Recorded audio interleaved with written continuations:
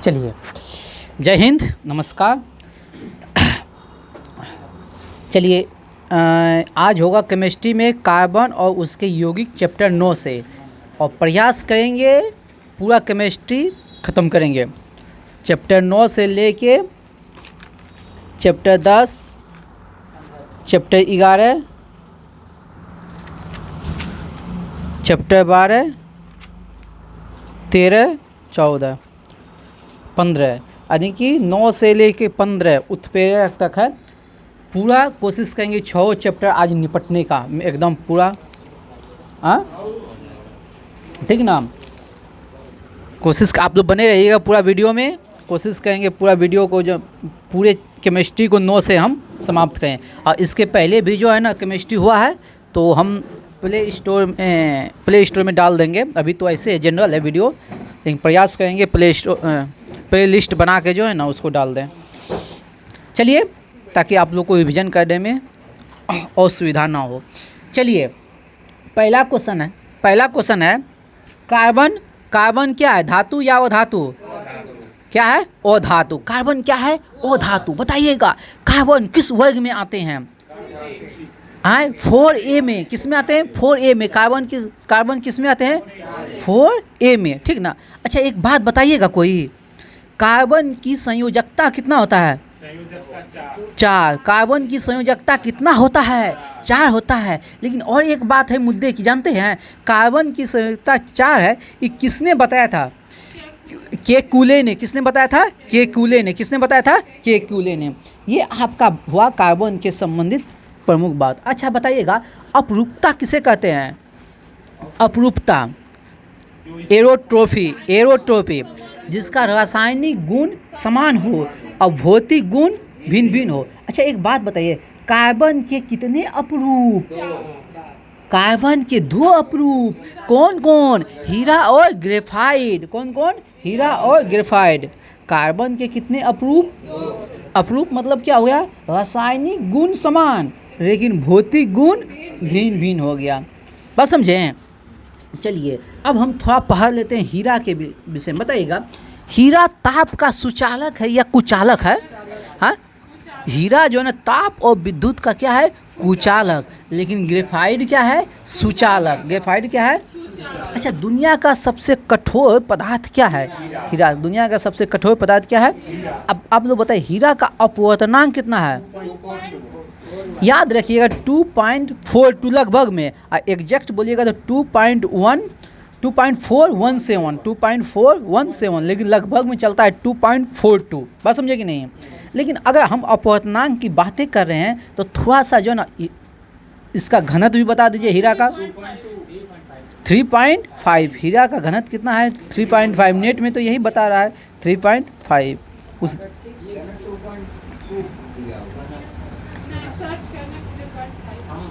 3.5 दिया था।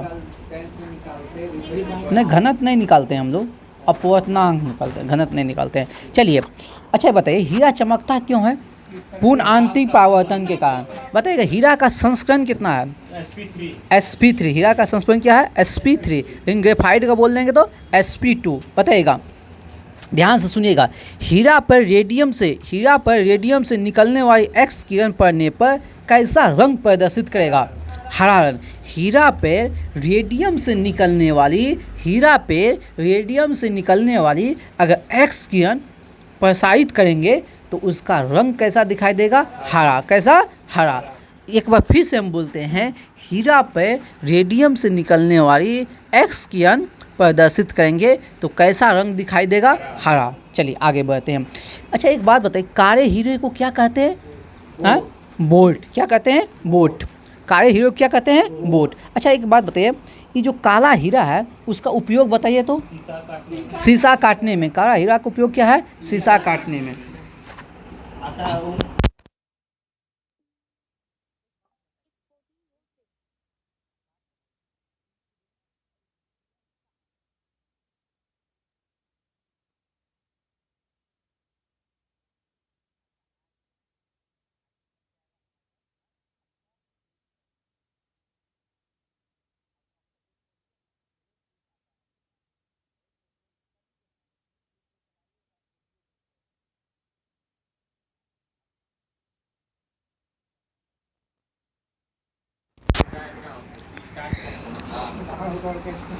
चलिए अब हो गया। हाँ, तो हीरा मतलब ये शीशा काटने में हीरा का उपयोग करते हैं। कौन सा हीरा? काले हीरा का, काले हीरे का। चलिए अब हम लोग आते हैं कहाँ? ग्रेफाइट की ओर। कहाँ आते हैं? ग्रेफाइट की ओर, ठीक ना। बताइएगा, ग्रेफाइट विद्युत का कुचालक या सुचालक? सुचालक होता है। क्या होता है? अच्छा बताइएगा, ग्रेफाइट का अपेक्षिक घनत्व कितना होता है? 2.2।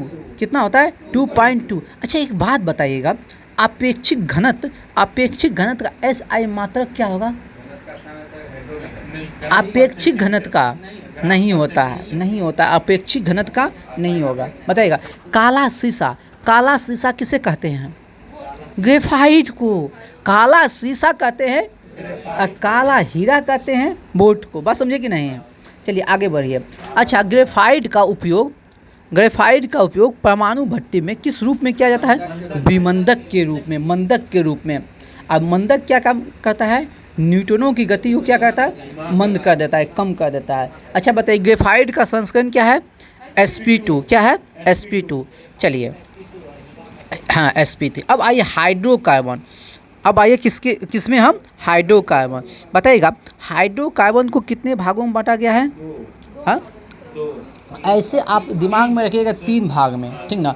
संतृप्त हो गया, असंतृप्त हो गया, एक हो गया एरोमेटिक, एक हो गया संतृप्त, एक हो गया असंतृप्त, एक हो गया एरोमेटिक। अब वहाँ जो है ना, देखना छोड़ दीजिए और थोड़ा सा हमको देख लीजिए। उतना भी हम खराब नहीं है देखने में जो आप लोग ना देखें, ठीक ना। चलिए अब पहला है संतृप्त। पहला क्या है? जो संतृप्त हाइड्रोकार्बन है। हाइड्रोकार्बन किसको कहते हैं? कार्बन और हाइड्रोजन के बीच जो बंध होता है उसी को कहते हैं हम हाइड्रोकार्बन। इसलिए नाम रखा है हाइड्रो से हाइड्रोजन, कार्बन से कार्बन। हाइड्रोजन और कार्बन के बीच बने बंध को क्या कहते हैं? हाइड्रोकार्बन। बात समझे कि नहीं? Any doubt? चलिए अब देखिए, अब ऊंचे क्लास में जाइएगा ना तो इसको 2 भाग में बांटे जाएगा, लेकिन हम लूसेंट के थ्रू हम पढ़ा देते हैं आपको, ठीक ना। एक है संतृप्त हाइड्रोकार्बन।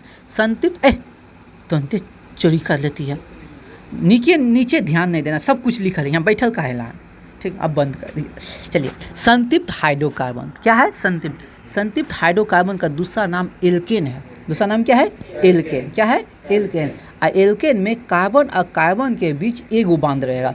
कार्बन और कार्बन के बीच कितने बंध रहेगा? एक बंध। और एक बंध बनने में 2 इलेक्ट्रॉन का साझा करना पड़ता है। एक बंध बनने में कितने इलेक्ट्रॉन का साझा होता है? 2 इलेक्ट्रॉन का। संतृप्त हाइड्रोकार्बन समझ में आ गया। और एल्केन का सूत्र होता है CnH2n+2। बात समझे कि ना?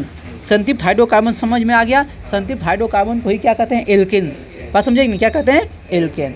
अब आते हैं असंतृप्त हाइड्रोकार्बन। असंतृप्त हाइड्रोकार्बन क्या आते हैं? असंतृप्त हाइड्रोकार्बन में या तो डबल बॉन्ड होता है या ट्रिपल बॉन्ड। असंतृप्त हाइड्रोकार्बन में या तो डबल बॉन्ड होता है या ट्रिपल। ओके ना। जो डबल बॉन्ड होता है उसको कहते हैं एल्कीन। डबल बॉन्ड वाले को क्या कहते हैं? एल्कीन। और ट्रिपल बॉन्ड वाले को क्या कहते हैं? एल्काइन। क्या कहते हैं? एल्काइन। बात समझे कि नहीं? और संतृप्त में 2 हो गया, एल्कीन और एल्काइन। एल्कीन में कार्बन परमाणु के बीच डबल बॉन्ड, और एल्काइन में कार्बन परमाणु पर ट्रिपल बॉन्ड। यहाँ तो कोई दिक्कत नहीं होना चाहिए। बात समझे कि नहीं? अब आते हैं एरोमेटिक हाइड्रोकार्बन। तो एरोमेटिक हाइड्रोकार्बन का सबसे अच्छा एग्जाम्पल है बेंजीन। क्या है? बेंजीन। बात समझेंगे ना। अब बेंजीन का फॉर्मूला क्या होता है? C6H6। क्या होता है? 6,6H6। नींद का आ रहा है? अच्छा, नींद नहीं आ रहा। C6H6, ठीक ना। चलिए, ये हुआ आपका पूरा हाइड्रोकार्बन। चलिए अब आगे हम बढ़ते हैं। बताइए, बेंजीन की खोज किसने किया था? Michael Faraday. बेंजीन की खोज किसने किया था? Michael Faraday. एक बात बताइए, बेंजीन का और दूसरा नाम क्या है? Bicarbonate of hydrogen. Bicarbonate of hydrogen के नाम से जाना जाता है। अब आइए समावयवता।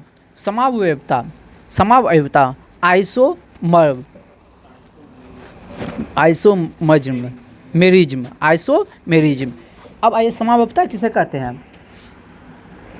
सुनो पहले, जिसका अनुभाग समान होता है, अनुभाग समान, लेकिन उसका गुण जो है ना अलग अलग होता है। समावयवता में अनुभाग क्या होता है? समान।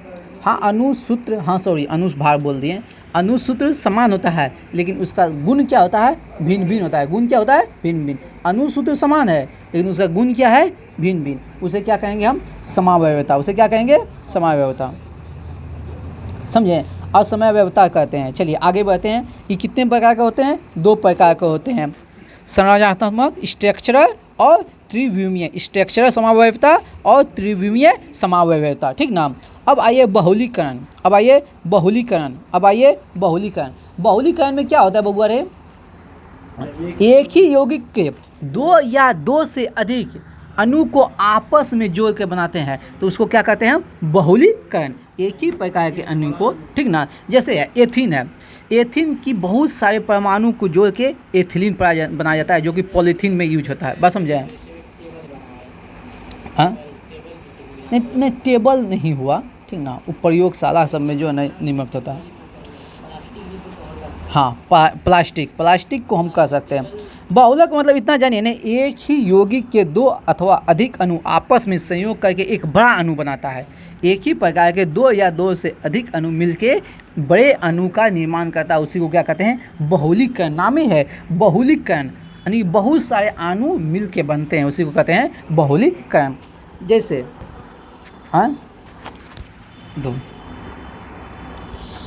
जैसे किसी अभिक्रिया में भाग लेने वाले अणु को कहते हैं मोनोमर। किसी अभिक्रिया में भाग लेने वाले बहुलीकरण की अभिक्रिया में भाग लेने वाले अणु को क्या कहते हैं, मोनोमर। और बहुलीकरण अभिक्रिया में जो उत्पाद होता है उसको क्या कहते हैं, पॉलीमर।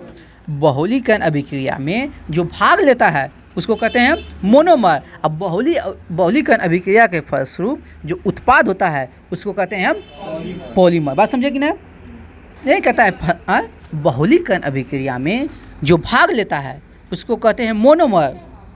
बहुलीकरण अभिक्रिया में जो भाग लेता है, भाग लेने वाले को कहते हैं हम मोनोमर। अब भाग उसके फलस्वरूप जो उत्पाद बनता है उसको कहेंगे हम पॉलीमर। जैसे है प्रतिफल, अभिकारक और प्रतिफल नहीं होता है अभिक्रिया में। रासायनिक अभिक्रिया में 2 होता है, एगो अभिकारक होता है, एगो प्रतिफल। जो अभिकारक है उसको क्या कहेंगे हम, मोनोमर। और जो प्रतिफल है उसको क्या कहेंगे, पॉलीमर, ठीक ना।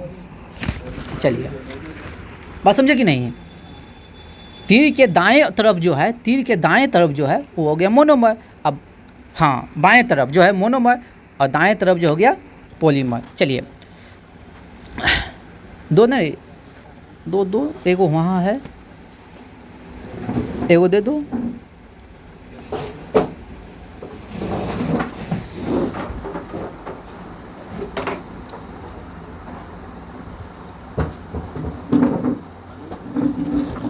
चलिए खाने के पदार्थ को पैक करने वाले बहुलक बताइए, खाने के पदार्थ को पैक करने वाले किस बहुलक का प्रयोग करते हैं खाने वाले पदार्थ में, पॉलीइथिलीन। जो पॉलीथीन का यूज नहीं करते हैं, खाना को पैक करने में किसका यूज करते हैं, पॉलीथीन। चैप्टर निकाल लीजिए 9, चैप्टर 9, ठीक ना। चलिए अच्छा बताइए रेन कोट जो है किस बहुलक का होता है, पॉलीकार्बोनेट। रेन कोट किसका होता है, पॉलीकार्बोनेट का। बताइएगा पॉलीस्टाइलिन, हाँ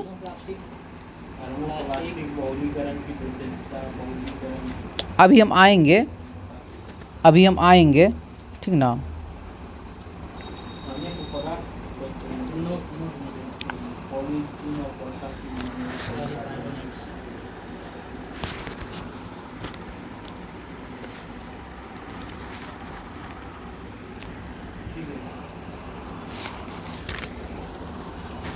अरे निकल गया था, एक पेज आगे पलट गया था, तब ना मुँह सोचे कहाँ है। चलिए आगे बताइएगा। प्राकृतिक बहुलक का 2 उदाहरण दीजिए तो। और स्टार्च और सेल्यूलोज, क्या है, स्टार्च और सेल्यूलोज। प्राकृतिक बहुलक क्या है, स्टार्च और सेल्यूलोज। और एक बात बताइएगा, प्राकृतिक प्लास्टिक का उदाहरण बताइए। लाह, क्या है, लाह। प्राकृतिक प्लास्टिक का उदाहरण क्या है, लाह। बताइएगा रासायनिक प्लास्टिक का नाम बताइएगा। 2 रासायनिक प्लास्टिक का नाम बताइए, थर्मोप्लास्टिक और थर्मोसेटिंग प्लास्टिक। अब हम पढ़ते हैं थर्मोप्लास्टिक के विषय में। किसके विषय में, थर्मोप्लास्टिक के विषय में। सुनो पहले थर्मोप्लास्टिक के विषय में थोड़ा सुन लो। थर्मोप्लास्टिक को एक बार हम गर्म करेंगे तो मुलायम होगा, गर्म करें हम मुलायम, फिर जैसा आकार में ढालना है ढाल दिए तो फिर वो तुरंत क्या हो जाता है, कठोर हो जाता है, ठीक ना। अब फिर उसको हम गर्म करके मुलायम करेंगे, फिर ठंडा होकर कठोर होगा। थर्मोप्लास्टिक में क्या होता है, गर्म करने पर मुलायम और ठंडा होने पे कठोर। बात समझे कि ना, गर्म करने पर मुलायम, ठंडा करने पे। इसको कई बार कर सकते हैं। लोहा अलग चीज़ हो गया, लोहा अलग चीज़ हो गया, लोहा अलग चीज़ है। बात समझे, लोहा अलग चीज़ है। बात समझे कि नहीं। थर्मोस एक गर्म करने पर क्या हो जाएगा, मुलायम, और ठंडा होने पर क्या हो जाएगा। इसको कई बार हम कर सकते हैं, उसको कई बार हम कर सकते हैं। बात समझे कि ना, उसका ऐसा कई बार कर सकते हैं। और उसमें कितने बंद होते हैं, एकल बंद होते हैं। थर्मोप्लास्टिक में कितने बंद होते हैं, एकल बंद होते हैं। कितने बंद होते हैं, जैसे हो गया पॉलीथीन हो गया, नायलॉन हो गया, पॉलीविनाइल क्लोराइड हो गया, ये सब किसका एग्जाम्पल है, थर्मोप्लास्टिक का। पॉलीथीन हो गया, नायलॉन हो गया, ये सब किसका एग्जाम्पल है, थर्मोप्लास्टिक का है। चलिए एक बात बताइए, पॉलीथीन किसके बहुलीकरण से बनाया जाता है, एथिलीन के बहुलीकरण से बनाया जाता है पॉलीथीन। बात समझे कि ना। अब एथिलीन की बहुत सारे अणु मिला के क्या बनता है, पॉलीथीन। नाम है पॉली मतलब बहुत सारा, पॉली मतलब क्या होता है, बहुत सारा। बात समझे, पॉलीथीन नाम है एथिलीन, उसी से बना पॉलीथीन। एथिलीन की बहुत सारे परमाणु आपस में जुट के क्या बनाया, पॉलीथीन। उच्च ताप और दाब पे। बात समझे कि नहीं। चलिए आगे बढ़ते हैं, ये तो हो ही गया। अब आइए पॉलीस्टाइरीन की तरफ। कहाँ आइए, पॉलीस्टाइरीन। ये किसके बहुलीकरण से बनाया जाता है, फेनिल एथिलीन के बहुलीकरण से। पॉलीस्टाइरीन किसके बहुलीकरण से, फेनिल एथिलीन के बहुलीकरण से। यानी कि फेनिल एथिलीन का बहुत सारे यौगिक मिलके क्या बनाएगा, पॉलीस्टाइरीन। क्या बनाएगा, पॉलीस्टाइरीन। और इसमें जो रखा जाता है अम्ल का जो बोतल होता है वो इसी का होता है, पॉलीस्टाइरीन का। अम्ल का जो बोतल होता है किसका होता है, पॉलीस्टाइरीन का। किसका होता है, पॉलीस्टाइरीन का। किसका होता है, पॉलीस्टाइरीन का। और पॉलीविनाइल क्लोराइड, तो अब नामे में है इसका, विनाइल क्लोराइड के बहुलीकरण से। विनाइल क्लोराइड के बहुलीकरण से किससे बनाया जाता है, विनाइल क्लोराइड के बहुलीकरण से। इससे क्या बनाते हैं, पतली चादरें, फिल्म, बरसाती सीट, ये सब बनाया जाता है किससे, पॉलीविनाइल क्लोराइड से। चलिए अब हम लोग पढ़ते हैं थर्मोसेटिंग प्लास्टिक। कौन सा प्लास्टिक, थर्मोसेटिंग प्लास्टिक। हाँ, एक बार सेट हो गया तो फिर से सेट नहीं करना, ठीक ना। चलिए एक बार लाइव सेट हो गया फिर मस्त रहिए। जैसे थर्मोसेटिंग प्लास्टिक में क्या होता है, ये गर्म करने पे मुलायम, गर्म करने पे मुलायम, ठीक ना। गर्म करके मुलायम नहीं बनाया जा सकता है थर्मोसेटिंग प्लास्टिक। हाँ, ऐसा नहीं होगा। यह एक प्लास्टिक है जो पहली बार गर्म करते समय मुलायम हो जाता है। लिखल है ना, पहली बार गर्म करते समय क्या हो जाता है, मुलायम हो गया। अब अपनी इच्छा अनुसार जो रूप है वो रूप में बदल दीजिए। बात समझिए, पहली बार गर्म किए, मुलायम हो गया, अब अपनी इच्छा के अनुसार जो है ना, जैसा रूप ढालना चाहते हैं वैसा रूप ढाल दीजिए। लेकिन इसको फिर से आप गर्म नहीं कर सकते हैं, फिर से आप इसको एक बार बनाइए, उसके बाद ना, हाँ एक ही बार यूज होता है। बात समझे हम, एक ही थर्मोसेटिंग प्लास्टिक एक बार ही यूज होगा। इसका दूसरा नाम है ताप डिंग बहुलक है। ये क्या है, थर्मोसेटिंग प्लास्टिक जो है ताप डिंग बहुलक का एग्जाम्पल है। तो पूछेगा बेलेकाइट क्या है, थर्मोसेटिंग प्लास्टिक है। बेलेकाइट क्या है, थर्मोसेटिंग प्लास्टिक है। बेलेकाइट क्या है, थर्मोसेटिंग प्लास्टिक है। अब मेलाकाइट्स इतना इम्पोर्टेंट नहीं है। चलिए बेलेकाइट किस प्रकार से बनाया जाता है। फिनॉल और फॉर्मल्डिहाइड को NaOH के साथ गर्म करने पर क्या बनाया जाता है, बेलेकाइट। बेकेलाइट कैसे बनाया जाता है, फिनॉल और फॉर्मल्डिहाइड को किसके साथ गर्म करते हैं, सोडियम हाइड्रोक्साइड के साथ गर्म करने पर। सोडियम हाइड्रोक्साइड के साथ गर्म करने पर क्या बनाया जाता है, बेकेलाइट। क्या बनाया जाता है, बेकेलाइट। किसके साथ गर्म करके, फिनॉल और फॉर्मल्डिहाइड को किसके साथ गर्म करते हैं, NaOH के साथ गर्म करते हैं। जैसे इससे बेकेलाइट का बनाया जाता है क्या, रेडियो हो गया, टीवी का जो है रेडियो का खोल, टीवी का जो खोल है, ये सब बनाया जाता है। कौन सी है, बेकेलाइट है, थर्मोसेटिंग प्लास्टिक है। अब देखिए टीवी का खोल एक बार बना, फिर से उसको एक बार मुलायम हुआ, जो स्ट्रक्चर देना है दे दीजिए, फिर से वो नहीं होगा। बात समझे कि नहीं? हाँ, ये अलग चीज़ है, ये रेशा है। हम प्लास्टिक बता रहे हैं, बेडशीट तो रेशा है, वस्त्र से नहीं बनल है, अब हम प्लास्टिक बता रहे हैं। चलिए, हाँ, इसकी किसके कैटेगरी में? नायलॉन वगैरह के कैटेगरी में आएगा, ठीक ना? नहीं, हम मतलब कैटेगरी प्राकृतिक और कृत्रिम बोल रहे हैं, इस सूती हो गया प्राकृतिक, ठीक ना? चलिए, अब आइए हम रबर की ओर आते हैं। किसकी ओर आते हैं? रबर। रबर कितने प्रकार के होते हैं? 2 प्रकार के होते हैं। कौन कौन? प्राकृतिक रबर और संश्लिष्ट रबर। जो संश्लिष्ट रबर होता है उसको हम लोग बनाते हैं ना। अच्छा, एक बात बताइए, रबर में अगर सल्फर मिलाते हैं तो इस प्रक्रिया को क्या कहते हैं? वल्केनीकरण। रबर में अगर सल्फर मिलाते हैं इस प्रक्रिया को क्या कहते हैं? वल्केनीकरण। बताइए, प्राकृतिक रबर का उदाहरण क्या है? प्राकृतिक रबर का उदाहरण क्या है? आइसोप्रीम। क्या है? आइसोप्रीम क्या है? एक प्रकार का प्राकृतिक रबर है। आइसोप्रीम क्या है? एक प्रकार का प्राकृतिक रबर है। बताइएगा, वल्कनीकरण की प्रक्रिया किसने दिया है?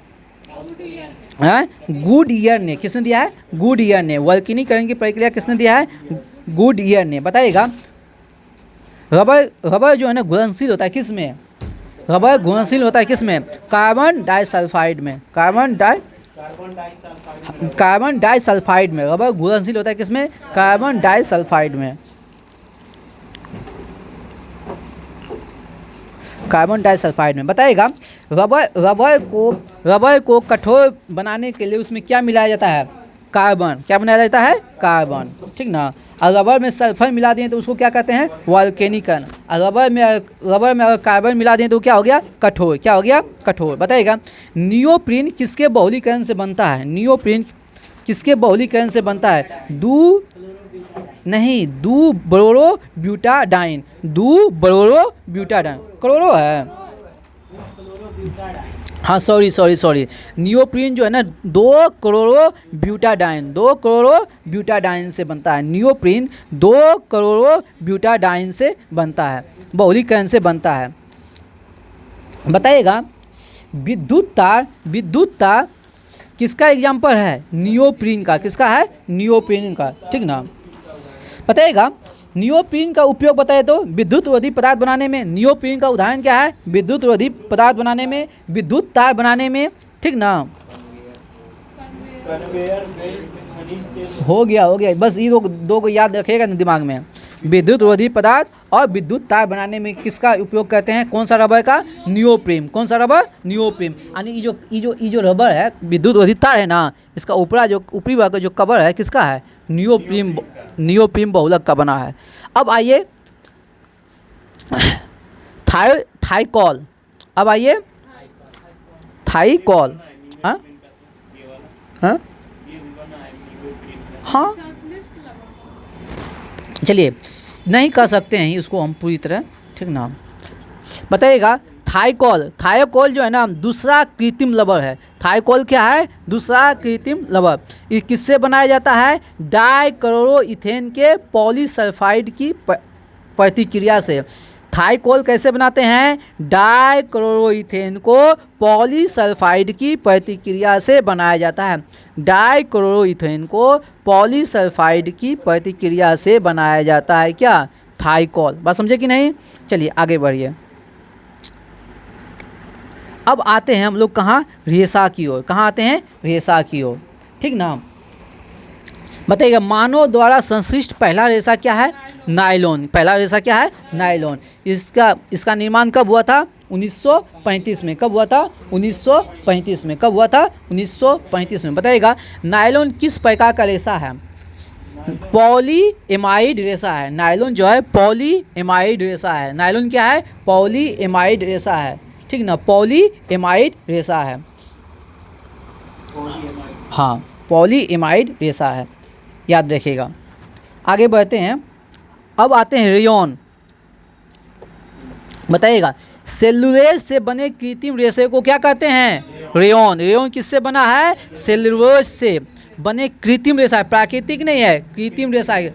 रेयॉन किससे बना है? सेलुलोज से। रेयॉन किससे बना है? सेलुलोज से। ठीक ना। रेयॉन बनाने में सेलुलोज की कागज की या कास्ट को लिया जाता है। रेयॉन बनाने में क्या लिया जाता है? कागज या कास्ट। बात समझे? कास्ट मतलब लकड़ी। सेलुलोज को रेयॉन बनाने में सेलुलोज के रूप में क्या लेते हैं? कागज या कास्ट, लकड़ी की धुरी नहीं होता है। जैसे आप है सब जो ओथी चलाता है तो लकड़ी का जो महीन महीन होती ना होता है चून, लकड़ी का जो महीन महीन चून होता है उसका उपयोग करते हैं हम किसको? सेलुलोज के रूप में। रेयॉन बनाने में सेलुलोज के रूप में इस्तेमाल करते हैं, ठीक ना। चलिए आगे हम लोग बढ़ें। बताइएगा एस्टर समूह जो है ना, एस्टर समूह किसके किसके अभिक्रिया से बनाए जाते हैं? एस्टर समूह किसके किसके अभिक्रिया से बनते हैं? याद रखिएगा अल्कोहल और कार्बोक्सिलिक अम्ल के बीच अभिक्रिया से बनता है क्या? एस्टर समूह। एस्टर समूह किससे बनता है? अल्कोहल और कार्बोक्सिलिक अम्ल के बीच अभिक्रिया से बनते हैं। एस्टर समूह किससे बनते हैं? हाइड्रोक्सिल तथा कार्बोक्सिल समूह के मध्य अभिक्रिया के परिणाम। हम क्या बोले? वही हो गया बाबू, ओ एच को जो ना अल्कोहल हुआ हाइड्रोक्सिल।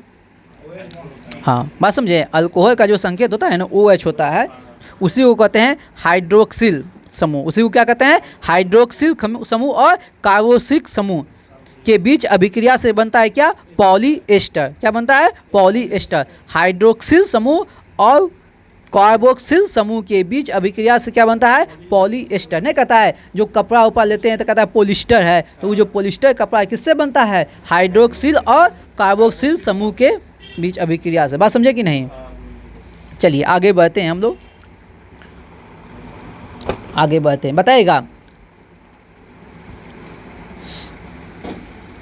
बताइएगा कार्बन फाइबर जो है ना, कार्बन फाइबर किस प्रकार से बनाया जाता है? कार्बन फाइबर किस प्रकार से बनाया जाता है? या ध्यान से सुनिएगा, ये एक प्रकार का संश्लिष्ट रेशा है। कार्बन फाइबर क्या है? रेशा है। फाइबर जहाँ लिखा रहेगा ना, फाइबर मतलब होता है रेशा। फाइबर मतलब क्या होता है? रेशा। तो कार्बन फाइबर ये भी क्या हो गया? रेशा। अब हम कहाँ बना रहे हैं?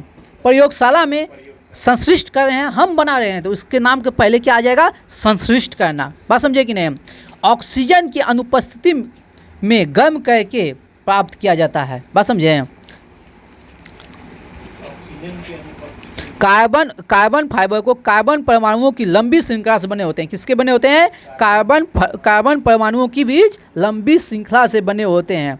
इसका निर्माण ऑक्सीजन की अनुपस्थिति में गर्म करके बनाया जाता है।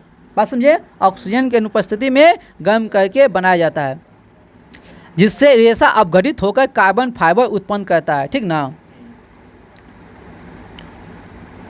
बताइए अंतरिक्ष यान और खेल कूद की सामग्री किसका बना होता है? कार्बन फाइबर का। किसका बना होता है? कार्बन फाइबर का। अंतरिक्ष यान और खेल कूद की सामग्री किसका बना होता है? कार्बन फाइबर का। तो कार्बन फाइबर को कैसे बनाया जाता है? कार्बन की परमाणु की लंबी श्रृंखला के, कार्बन परमाणुओं की लंबी श्रृंखला से। ऑक्सीजन की उपस्थिति या अनुपस्थिति? ऑक्सीजन की अनुपस्थिति में, ऑक्सीजन की अनुपस्थिति में। चलिए अगला क्वेश्चन देखिए, कच्चे पेट्रोलियम को किस विधि से शुद्ध किया जाता है? प्रभाजी आसवन विधि से। किस विधि से? प्रभाजी आसवन विधि से। कौन सा विधि से? प्रभाजी आसवन विधि से शुद्ध करते हैं, ठीक ना। चलिए अब आइए कार्बनिक रसायन से संबंधित विविध तत्व। कार्बनिक रसायन से संबंधित विविध तत्व, ये सब डाटा है, डाटा को हम नहीं करवाएंगे उतना। बात समझेंगे ना? वो अपने से आप लोग कर लीजिएगा। ये सब डाटा उसे काम वाला चीज़ों ने है, ये सब पूछता भी नहीं है। बताइएगा ठोस कपूर से वाष्प बनाने की अभिक्रिया को क्या कहते हैं? उद्पातन। ठोस कपूर से वाष्प बनने की क्रिया को क्या कहते हैं? उद्पातन। क्या कहते हैं? उद्पातन। अच्छा एक बात बताइए, दूध से दही बनना क्या कहलाता है? किण्वन। दूध से दही बनना क्या कहलाता है? बताइएगा पेट्रोल की गुणता किसमें अभिव्यक्त करते हैं? ऑक्टेन संख्या में। किसमें? ऑक्टेन संख्या में। हाँ पचाने वाला एंजाइम। चलिए आगे बढ़िए। अब बोल क्या रहे हैं?